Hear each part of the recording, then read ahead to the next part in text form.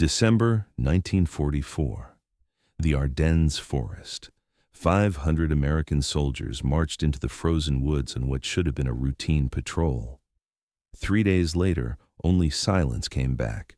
No radio contact, no survivors straggling back to lines, no bodies found, just empty forest and unanswered questions. For 72 hours, the battalion simply ceased to exist, not destroyed in combat, not captured in mass surrender, just gone, vanished as completely as if the earth had swallowed them. And when fragments of the truth finally emerged, the explanation was somehow worse than the mystery. This is the story of what became known as the Lost Battalion of the Ardennes, not lost in the sense of being unable to find their way. Lost in the sense that for 3 days no one knew where they were, what had happened to them, or whether they still existed. A military unit that fell into a gap between armies, between intelligence reports, between the chaos of the largest American battle in Europe and the confusion that chaos created. What happened to those 500 men reveals something profound about modern warfare, about how easy it is to lose entire units in the fog of combat, about the gap between what commanders think is happening and what is actually happening on the ground, about the price soldiers pay when intelligence fails and communication breaks down. The Ardennes offensive began on December 16, 1944. Hitler's last major offensive in the West. Over 200,000 German troops attacked through the Ardennes forest, targeting a lightly defended section of American lines. The goal was ambitious: break through to Antwerp, split Allied armies, force a negotiated peace. Allied intelligence had missed the buildup. The attack achieved complete surprise. American units were overrun, lines collapsed, chaos spread as German panzers pushed deep into Allied territory. In the first 48 hours, the entire front was in flux, units scattered, command and control broke down. Nobody knew exactly where friendly forces were or where German forces were. This is the context in which the Lost Battalion disappeared.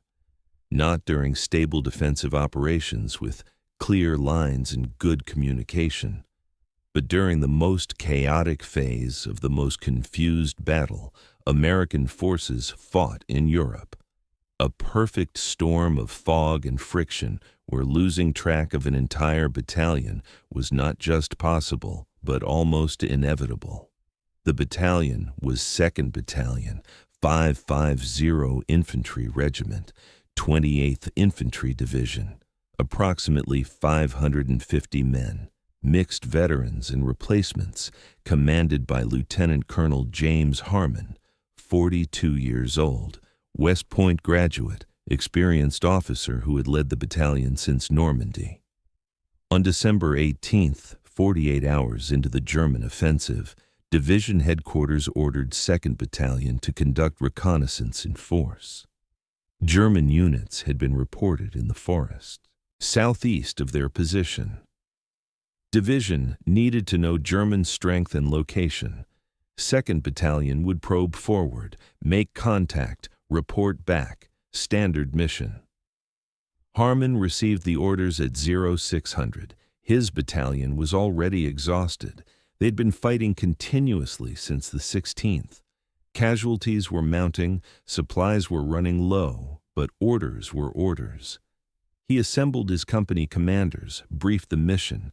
They would move out at 0800.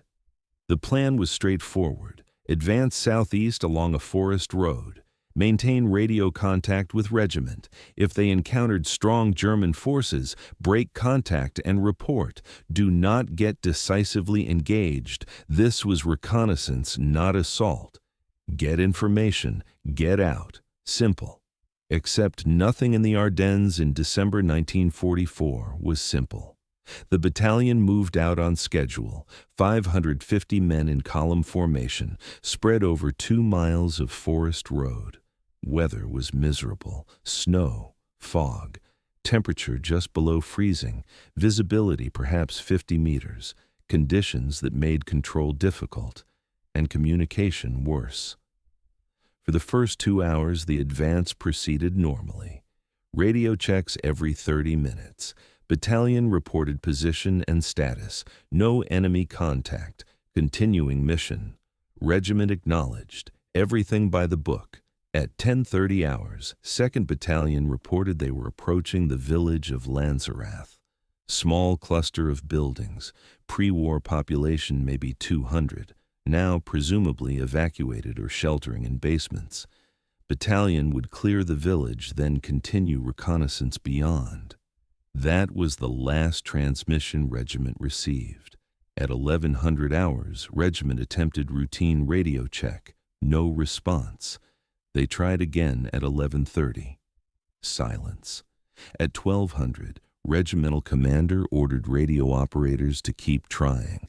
Maybe atmospheric conditions, maybe equipment failure. Keep calling. But 2nd Battalion did not answer. Not at 1200, not at 1300, not ever. By 1400 hours, regiment was concerned. Sent a patrol to Lanzerath. Find 2nd Battalion, determine what was happening, restore communication. The patrol consisted of 1 platoon, 40 men. They reached Lanzerath at 1600 hours. The village was empty. No American forces, no German forces, no bodies, no signs of combat, just an empty village in winter silence. The patrol searched thoroughly, found nothing. No trace of 550 men who should have been there. They returned to regiment to report. 2nd Battalion had vanished. Regimental commander faced a problem. He had lost contact with an entire battalion, 550 men, 1/4 of his regiment, in the middle of the largest German offensive in months. He needed to find them.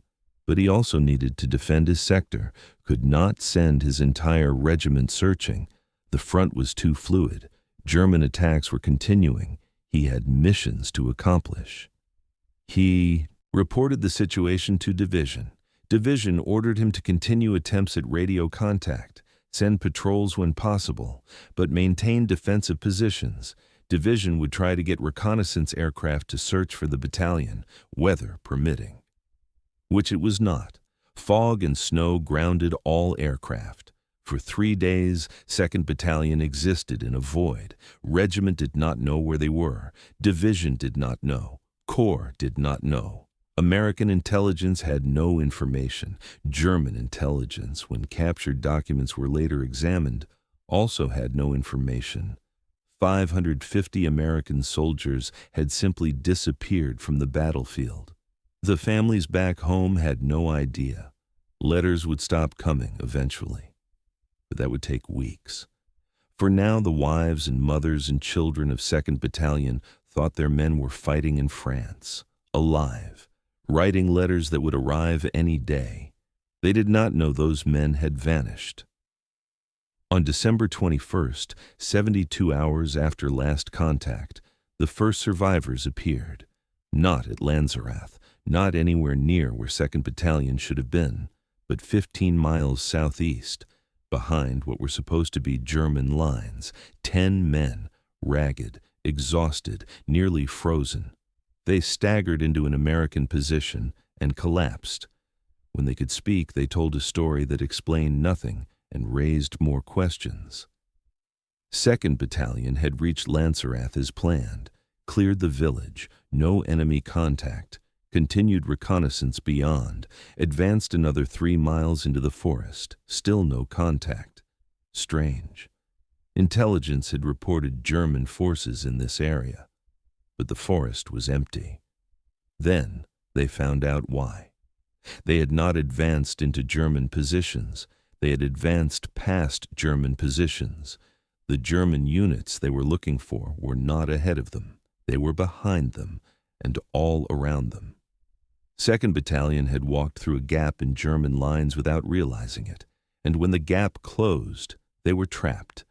The realization came suddenly. German fire from behind, from the flanks, from everywhere except directly ahead. The battalion was surrounded, 550 men in open forest, no prepared positions, enemy on all sides, and worst of all, cut off from friendly lines. No way to call for help, no way to break out, no way anyone would even know they needed help. Colonel Harmon made quick decisions, could not stay in the open, would be destroyed, could not fight through encirclement, not enough firepower, could not call for support. Radio contact was lost. Only option was to go to ground, hide, survive, wait for the front to shift and create an opening. He ordered the battalion to disperse. Companies broke into platoons, platoons into squads. Every group found concealment in the dense forest, dug into snow, covered positions with branches, became invisible. German patrols walked past within meters, did not see them. The snow and fog that made conditions miserable also provided concealment. For 3 days, 2nd Battalion hid in the forest behind German lines. They could hear German vehicles on nearby roads, German soldiers talking, German artillery firing toward American positions. They were in the middle of German rear area, surrounded by thousands of enemy soldiers, and they stayed silent, did not move, did not light fires, barely whispered. Survival depended on remaining invisible. The cold was brutal. December in the Ardennes, temperatures well below freezing, snow, wind. Men in the forest had only their field uniforms, no winter gear, no shelter. They huddled together for warmth, shared body heat, tried not to freeze. Food ran out the first day. They'd carried 1 day's rations. After that, nothing. Water was available, snow could be melted, but food was gone. Men weakened. Hunger is exhausting in itself. Hunger combined with freezing temperatures and stress of hiding from enemy drains strength rapidly. Casualties mounted not from combat but from exposure, frostbite, hypothermia. Some men could not maintain body heat, lost consciousness, died quietly in the snow. Their friends buried them in shallow graves, marked the locations, hoped to recover the bodies later, then moved on. Survival required ruthless focus, could not dwell on losses. On the 3rd day, December 21st, the front shifted. American counterattacks pushed German forces back in some sectors, created gaps. Colonel Harmon recognized opportunity, ordered companies to attempt breakout, move independently. Small groups less likely to be detected. Try to reach American lines. If captured, surrender. Better prisoner of war than frozen corpse. The battalion fragmented.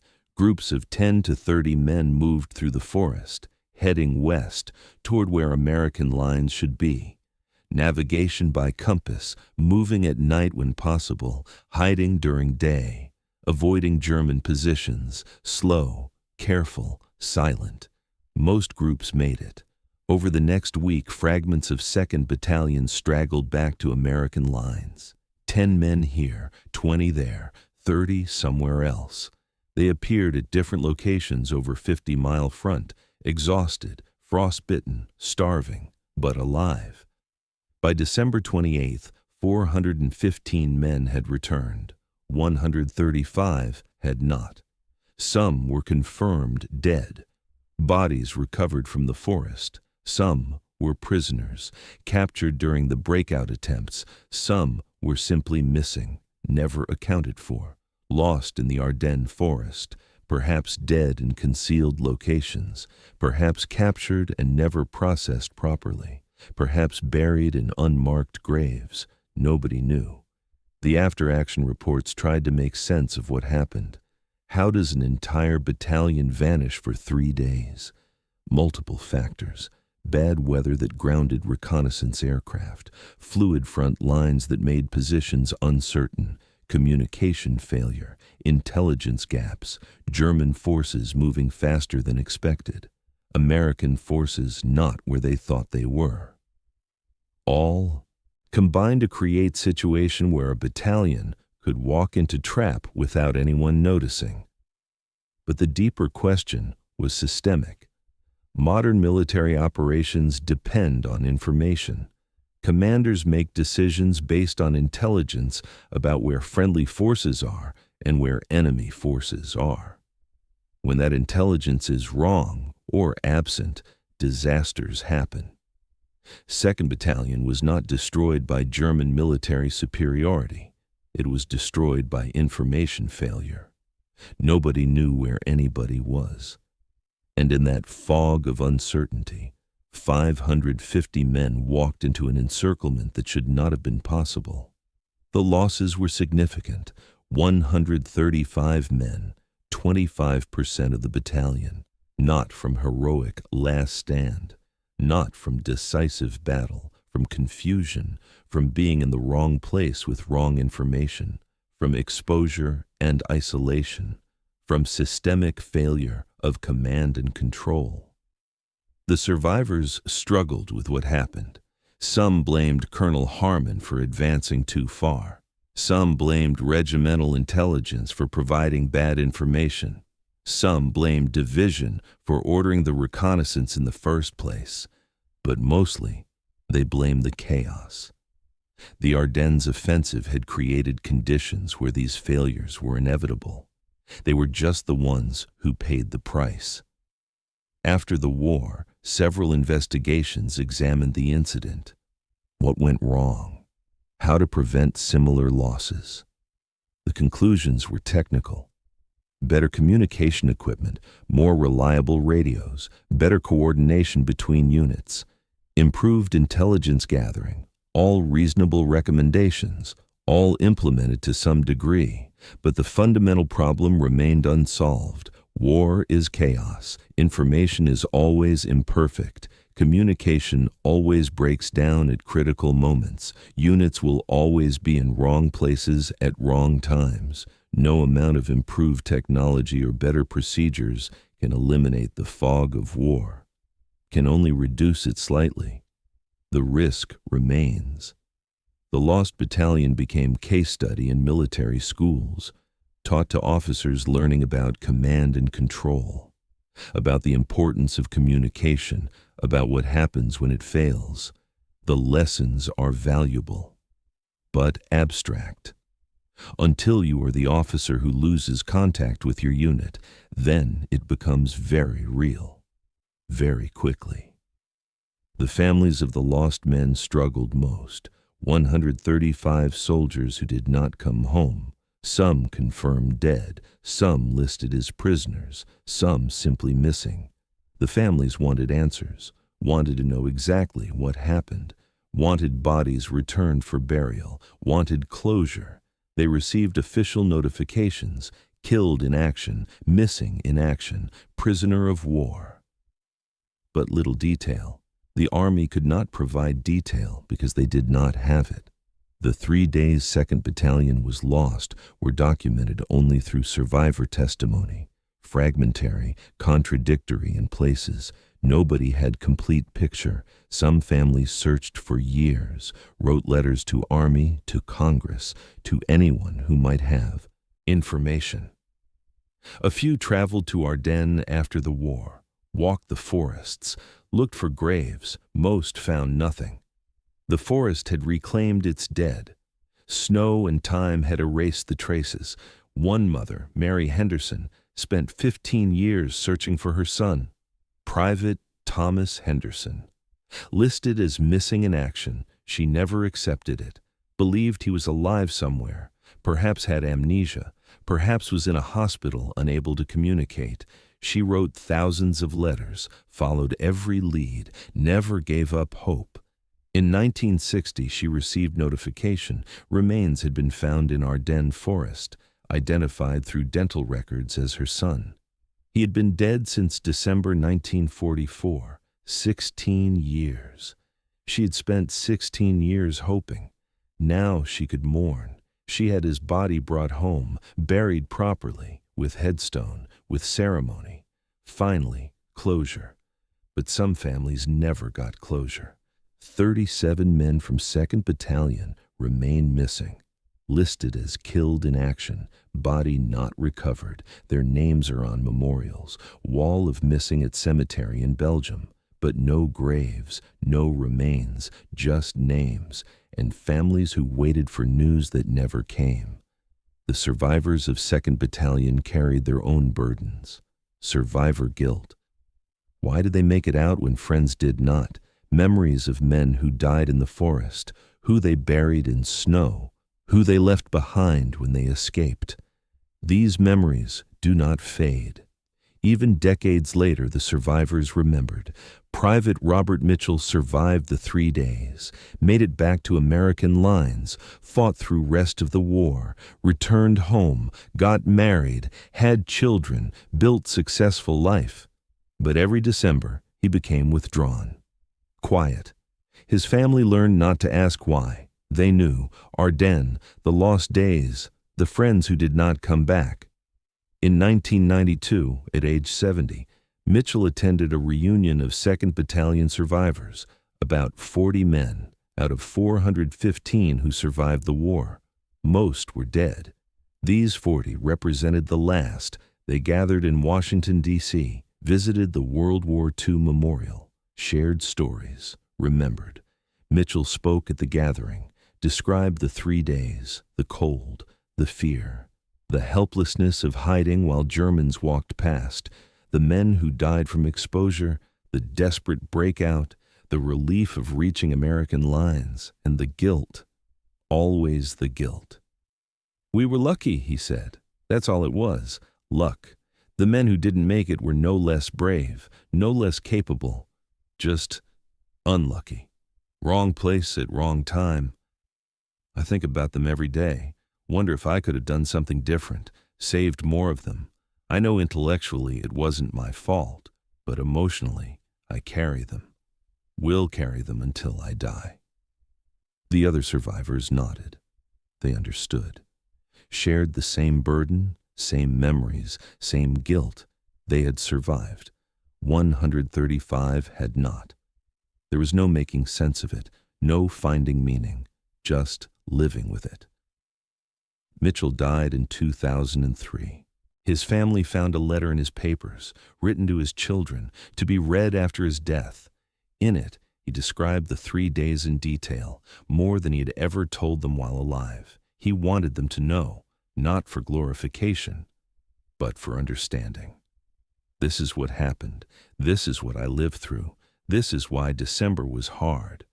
The letter is now in National Archives, part of oral history collection.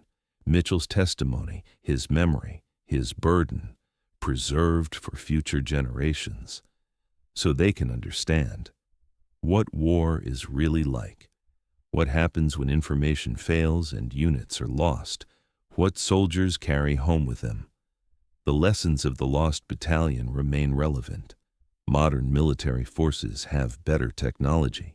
Satellite communication, GPS navigation, real-time tracking of unit positions. Much harder to lose an entire battalion now, but not impossible.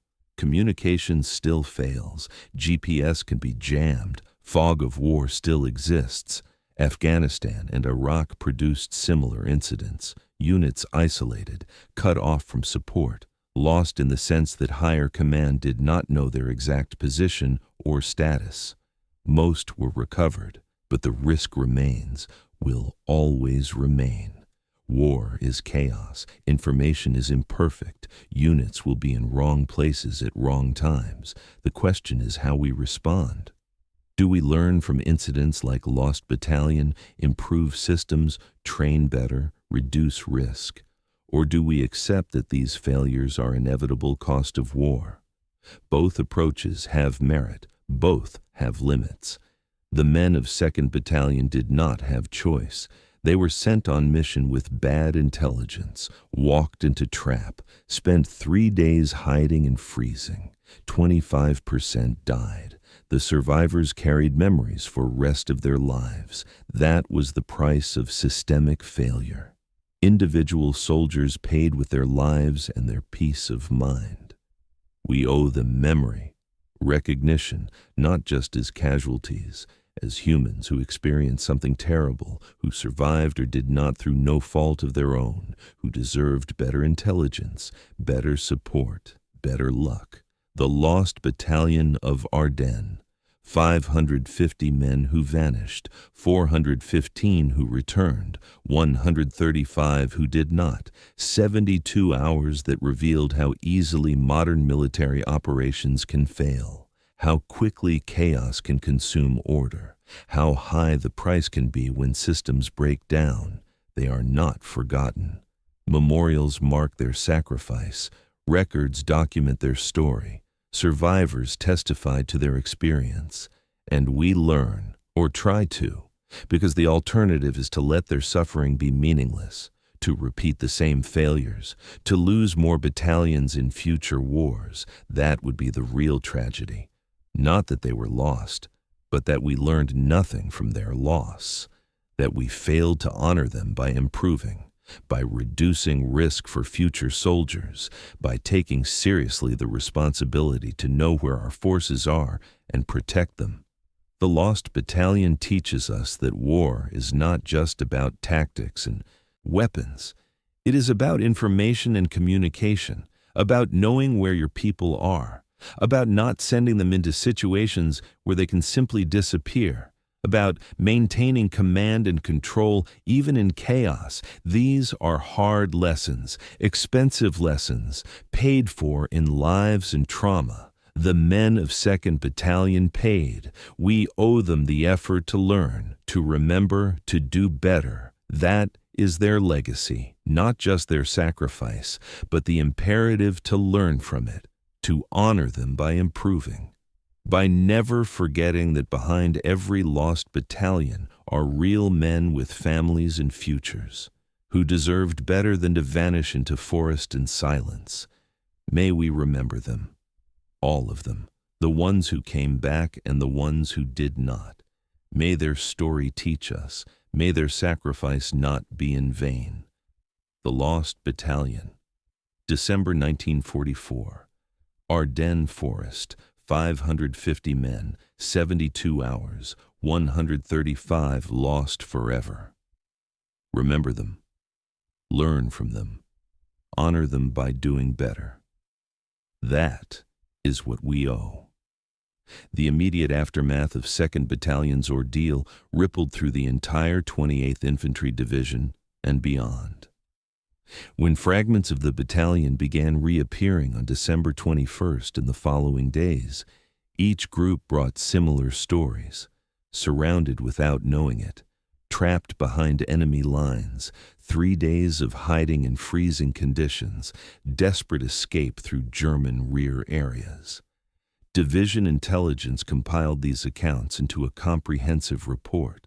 The pattern was clear and disturbing. 2nd Battalion had been sent to reconnoiter an area where American intelligence believed only light German screening forces operated. The reality was vastly different. At least 2 German divisions had infiltrated the area. 2nd Battalion had walked not into light resistance, but into the middle of a major German concentration. How had intelligence been so wrong? Post-battle analysis revealed multiple failures.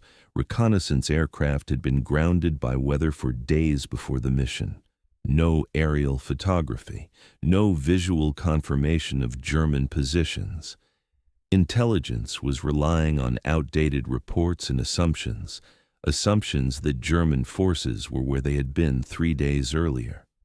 In the fluid situation of the Ardennes offensive, 3 days was an eternity. Units moved, positions shifted.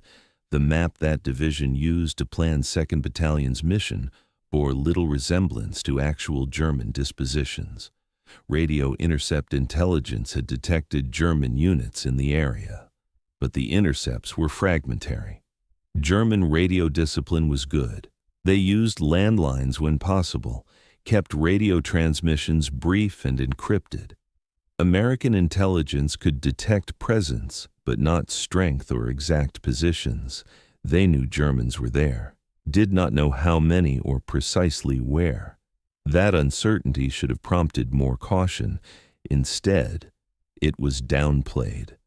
Command wanted aggressive reconnaissance, wanted to find the Germans. Sent 2nd Battalion to do exactly that.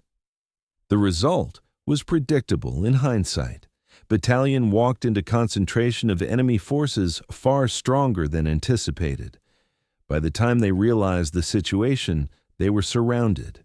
Radio communication with regiment had failed not from equipment malfunction, but from terrain. The Ardennes forest is hilly. Valleys and ridges block radio signals, add winter weather and atmospheric conditions, and reliable communication becomes difficult. 2nd Battalion's radios worked fine. They just could not reach regiment from their position in the valley, and regiment could not reach them. This communication failure had deadly consequences.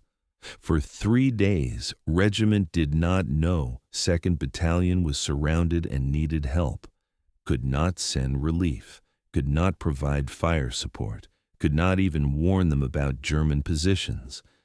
The battalion was isolated, truly alone. Their survival depended entirely on their own actions. No outside help was coming because no one knew they needed help. Colonel Harmon's decision to hide rather than fight proved correct. Given the circumstances, fighting would have been suicide.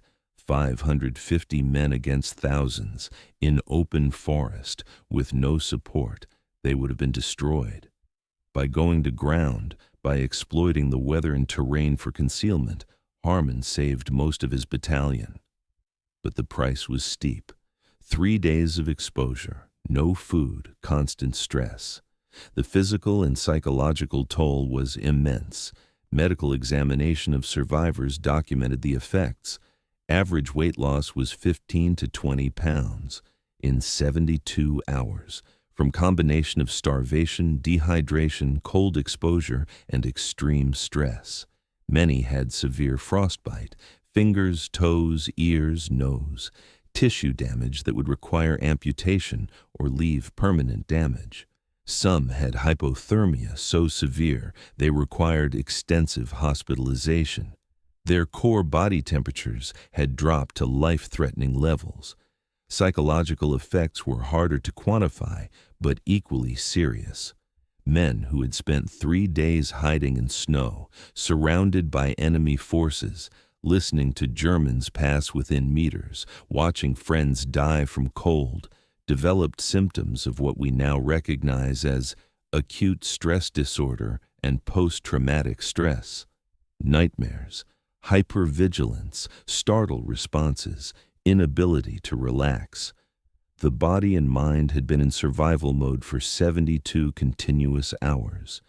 Switching off that mode was not immediate. The battalion as a fighting unit was effectively destroyed. Even after survivors returned, they were in no condition for combat. Physical recovery took weeks. Psychological recovery took longer. Some men never fully recovered. The battalion was pulled from line, sent to rear area, received replacements, reorganized.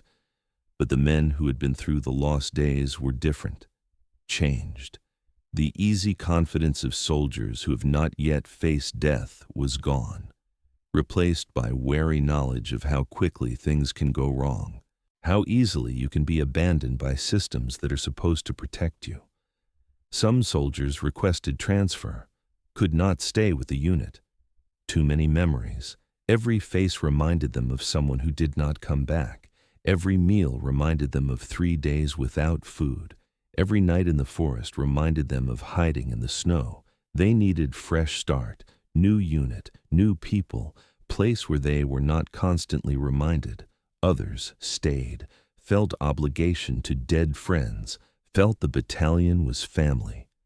Whatever had happened, these were the men they had suffered with, shared the worst experience of their lives with, could not abandon them, even if staying was hard, even if every day was reminder. They stayed. The families of the 135 lost men received official notifications by early January. The telegrams were stark. The Secretary of War desires me to express his deep regret. Standard language, impersonal, necessary for the scale of notifications being sent, but devastating to receive.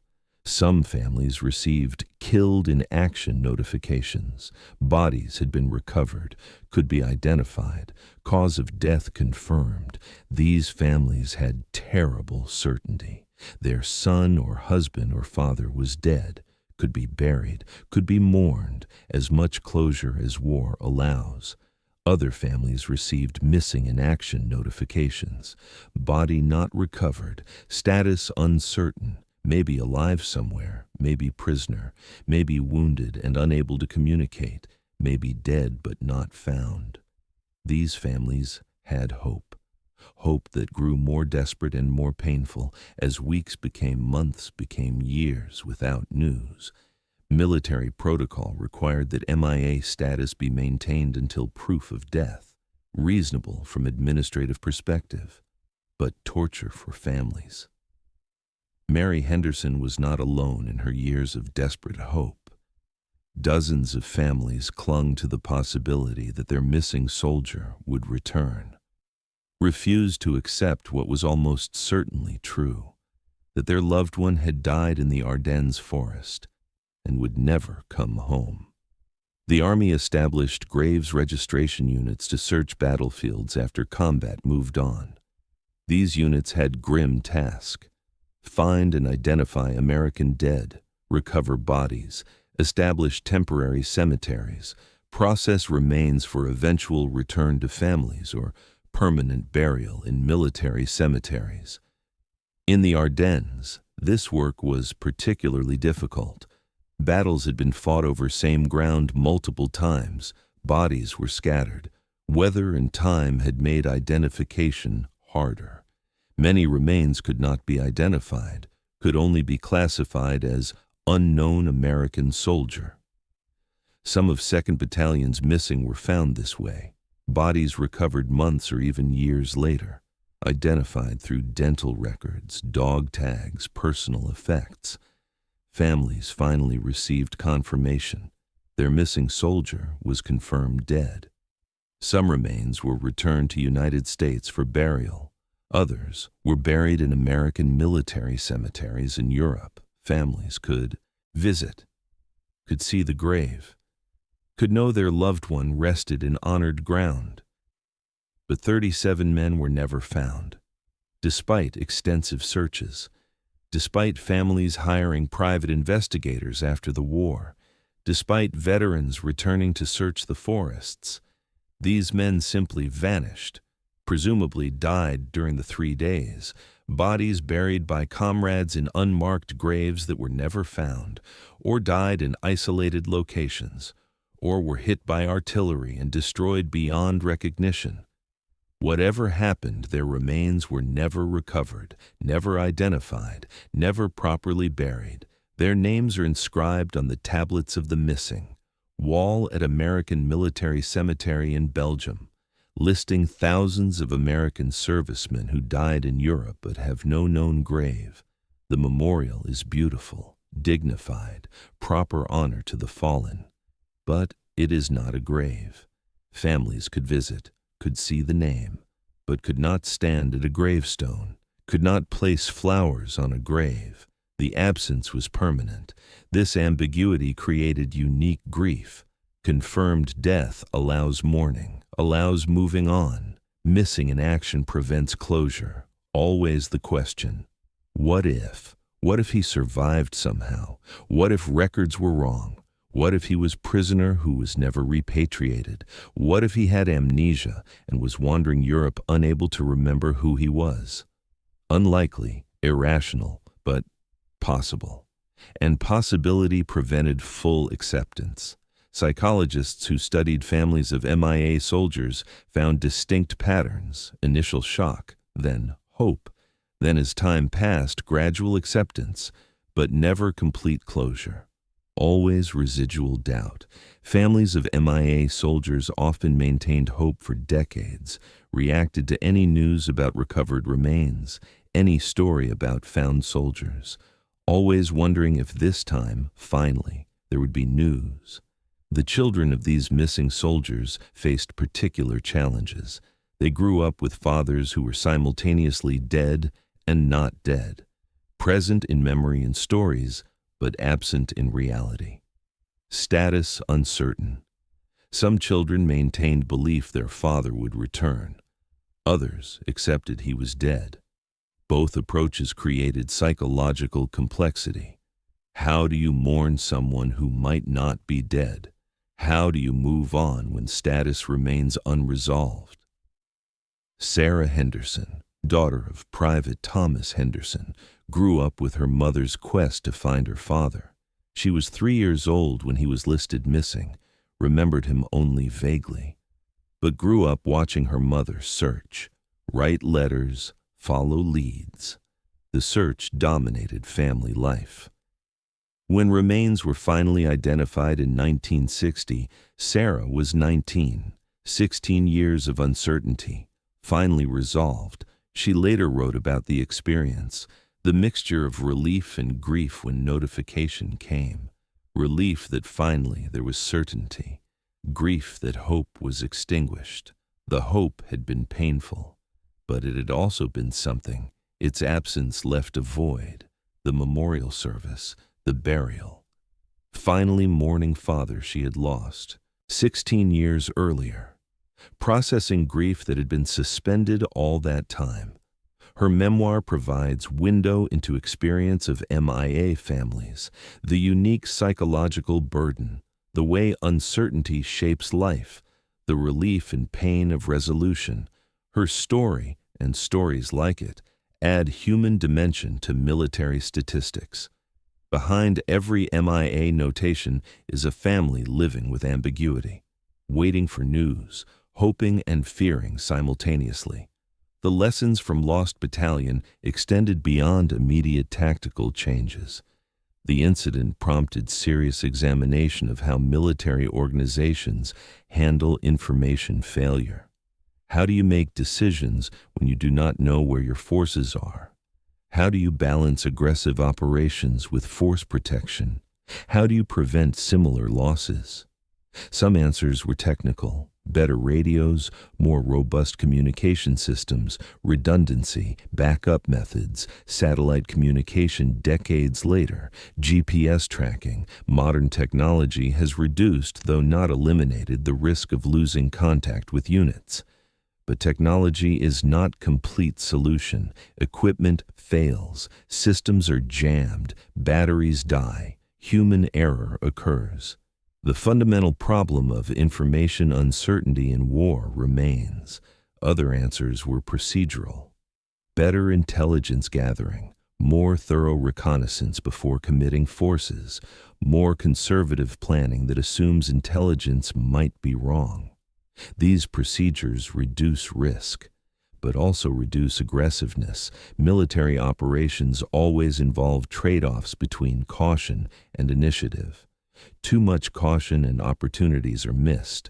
Too little, and units walk into traps. Finding balance is art, not science. The deepest lessons were about accepting uncertainty. War will always involve incomplete information. Commanders will always make decisions without knowing everything they wish they knew. Units will sometimes be in wrong places. Communication will sometimes fail. These are not aberrations. They are inherent features of war. Accepting this reality allows better planning, building in redundancy, planning for failure, maintaining flexibility. 2nd Battalion's experience teaches that even with best planning and best technology, things go wrong. When they do, units must be resilient, capable of independent action, able to survive without outside support. Colonel Harmon's leadership during the Lost Days exemplified this. Cut off from higher command, he made decisions that saved most of his battalion, showed initiative, adapted to circumstances, did not wait for orders that could not come. This kind of resilience must be trained, cannot be improvised in crisis, requires officers and soldiers who can think independently, who trust their own judgment, who can operate without detailed guidance. Modern military training emphasizes these qualities, but also emphasizes following orders. The tension between initiative and obedience is never fully resolved. Lost Battalion shows why both are necessary. Orders get you to the ET battlefield. Initiative keeps you alive when orders are no longer relevant. The survivors carried these lessons personally. They had experienced ultimate fog of war, had been truly alone, had survived through their own actions. When they later trained younger soldiers, they emphasized self-reliance, thinking ahead, not depending entirely on support that might not come. Their experience made them effective teachers, not from theory, but from having lived the consequences of failure. Private Mitchell, who spoke at the 1992 reunion, became drill instructor after the war.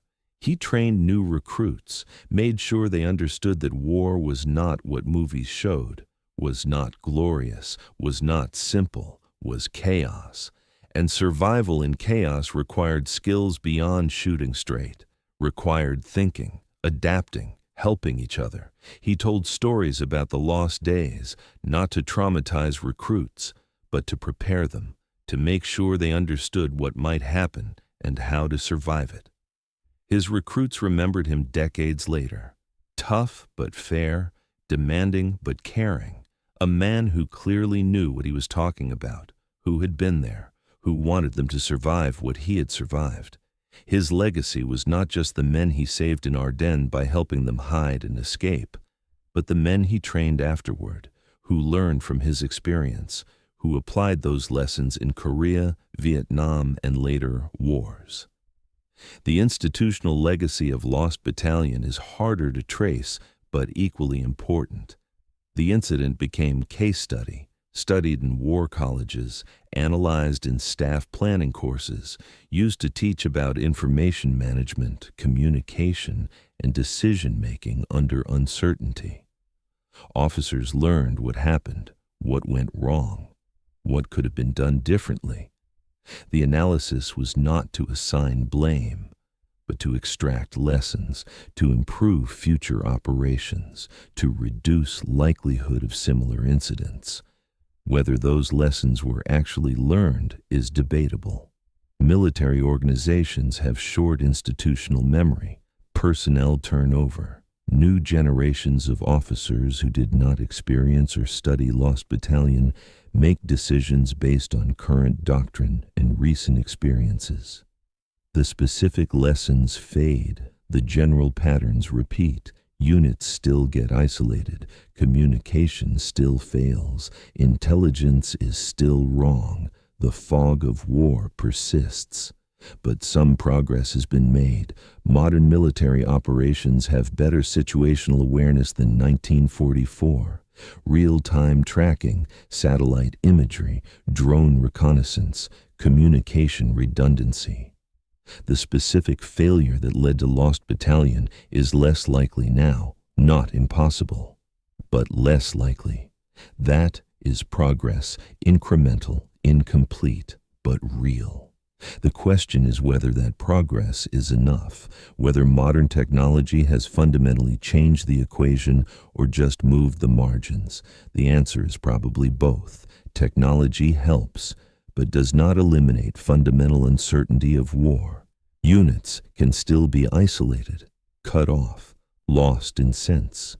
That higher command does not know their status or location. The mechanisms differ. The underlying problem remains. And when it happens, soldiers still pay the price, not with 3 days hiding in snow necessarily, but with confusion, fear, casualties from preventable failures, the human cost of systemic breakdown. That has not changed. Probably cannot change as long as we fight wars. The best we can do is minimize frequency and severity, learn from past failures, honor those who paid the price by trying to ensure fewer people pay it in future. This is what we owe 2nd Battalion, not just remembering what happened, but learning from it, using their experience to improve, to save lives in future conflicts, to honor their sacrifice by making their suffering meaningful, by extracting every possible lesson and applying it. That is the ultimate memorial, not just stone markers and names on walls, though those are important, but living legacy, lessons learned, applied, passed on. Reducing suffering of future soldiers through wisdom gained from past suffering. That makes the sacrifice meaningful, makes the memory active rather than passive, makes the dead teachers of the living. The Lost Battalion of Ardennes. 550 men who marched into forest, 415 who returned, 135 who did not, 72 hours that revealed fundamental truths about war, about information, about chaos, about survival, about sacrifice. May we remember them always. May we learn from them continually.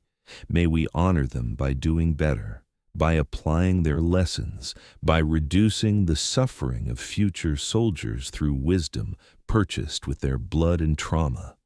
That is what we owe. That is how we honor them, not with words alone, but with action, with improvement, with commitment to learn and apply and remember. The Lost Battalion, December 1944. Ardennes Forest, their sacrifice, our responsibility, their memory, our teacher. May we prove worthy students.